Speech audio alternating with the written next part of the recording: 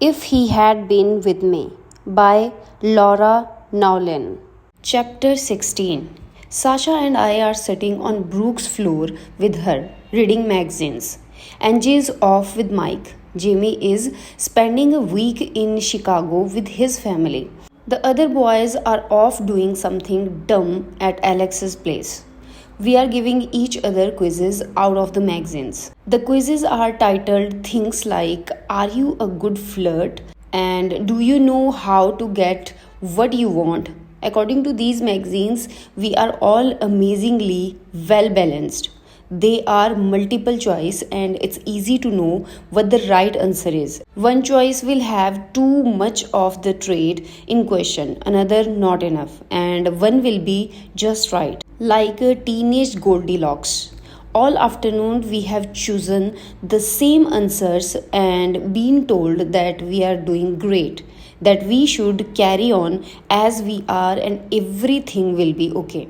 It should be boring, but it isn't. It's comforting. You aren't afraid of taking risks, but you also know to back down when things get too serious. Sasha reads. Because of this, your friends can count on you to be a good time without things getting out of hand.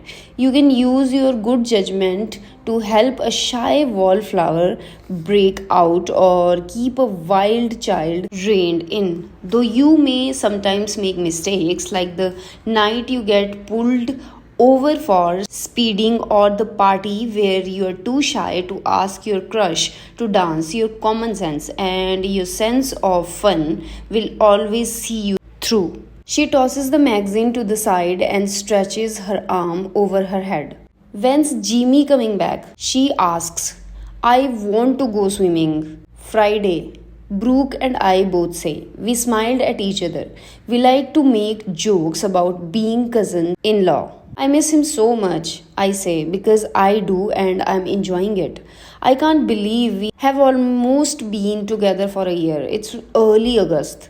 I have 6 weeks until our anniversary and I can't wait. To me, it will legitimize us as a couple in a new way. We will be inarguably together for the long term, and our relationship will be worthy or being deferred to over less established couples. Yeah, me and Alex too. Sasha says, I think back to nearly a year before when Sasha and I battled over Jimmy and how he chose me.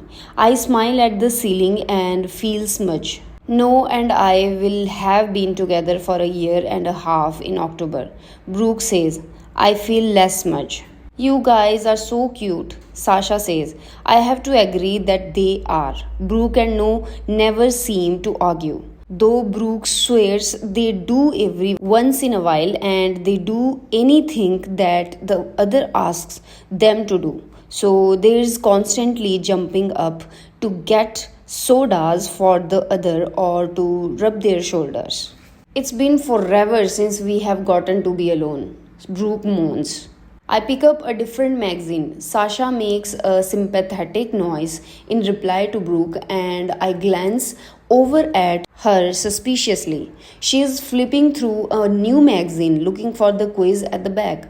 Oh my god, she says. Here's one for autumn. What? I ask, sitting up and leaning over. I'm curious and liking the idea of special attention. Does he like you as more than a friend? She reads. I look at her blankly. Who? I ask. Sasha laughs. Finn Smith. She says. Remember in 7th grade how he used to stare at you during lunch?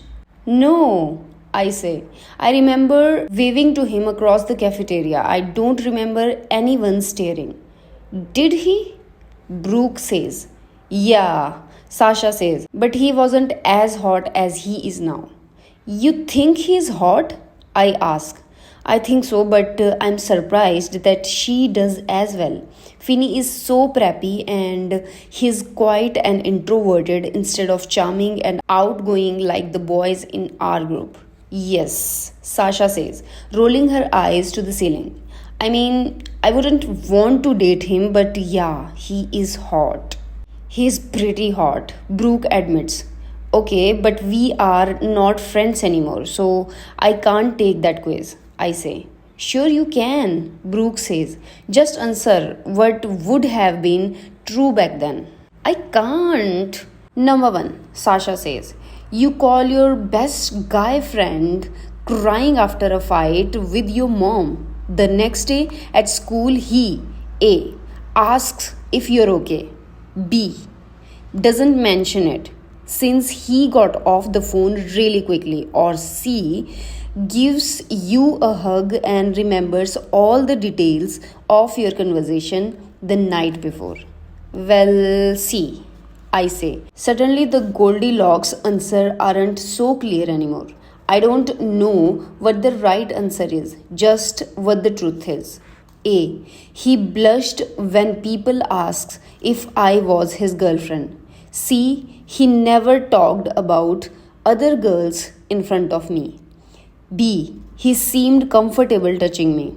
A. He said I was his best friend. I look over Sasha's shoulder as she adds up my score. I am relieved to see by the numbers assigned to my answers that they aren't all to one extreme, but many of them still are. When she is finished, Sasha looks up at me triumphantly. Girl, are you blind? She reads. This guy is jonesing for you bad. Okay, stop, I say. We were 12. We didn't even have hormones. You were 13 in 7th grade, Sasha reminds me. And you guys were still friends until Christmas. Did something happen at Christmas? Brooke asks. No, I say. We just grew apart during first semester. Sasha shrugs. Well, apparently he was in love with you, she says. Oh, come on, half of those questions couldn't have really applied to us back when we were kids. I mean, how often has he ever broken curfew to spend time with you? What would it take for him to run back to his car to fetch your biology book even though his homeroom is all the way across campus? But you still had answers, Sasha says, and she has me there. I did have answers. I was just guessing, I say. Like it matters anyway. He's with Sylvie Whitehouse and you're with Jamie, Brooke says. Exactly, I say. Sasha shrugs and we go back to flipping through the magazines.